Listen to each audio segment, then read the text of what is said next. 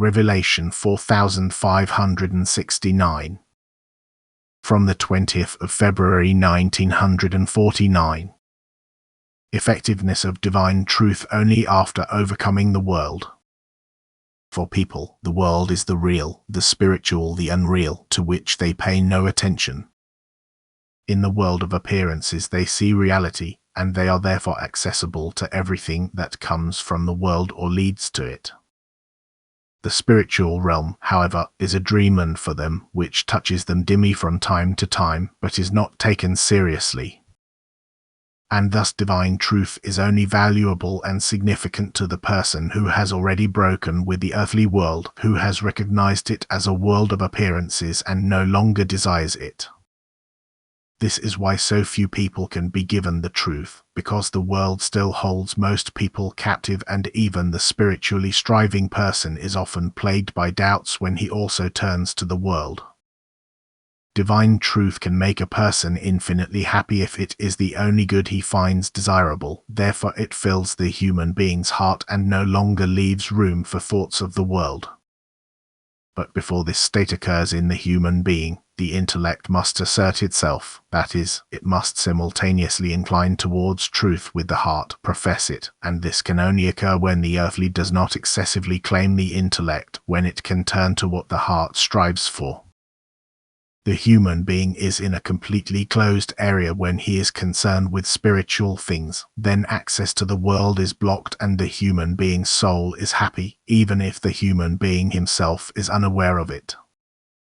Then divine strength can have an effect on the soul which, however, immediately diminishes when the world approaches him again and he pays attention to it. Therefore, whoever wants to connect with God must withdraw into his little chamber, he must seek solitude or keep quiet contemplation within himself, he must switch off the world, otherwise the spiritual kingdom cannot exert its effect on him. But in the midst of the world he will not find what is good for his heart which longs for God. Admittedly, the human being can also enter into silence in the midst of the world, listen within himself, but then he is only physically in the world. His soul, however, withdraws into spiritual realms. Then the human being himself is stronger than the earthly world. Then he does not desire it but puts the spiritual world before the earthly one, and then he will also succeed in rising into spiritual spheres at any time, even if his body is still bound to earth. In order to be able to spread and represent the pure truth, this proceeding must be taken into account. It is extremely difficult to introduce worldly people to divine truth because it seems so unreal to them, and the worldly person in his sobriety rejects what is not tangible or visible to him. And it often takes a long time for the divine word to become effective in such a person, until he mentally engages with it and thereby puts the world aside. And it is difficult to preach about the end of the world, about the last judgment and the great spiritual hardship to people who are completely worldly minded and have little contact with the spiritual kingdom.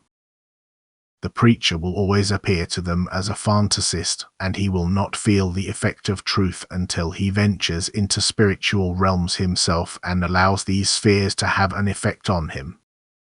Then he will separate the spiritual and the earthly world, and only then will he be accessible to the pure truth from God, and it will make his soul profoundly happy. Amen.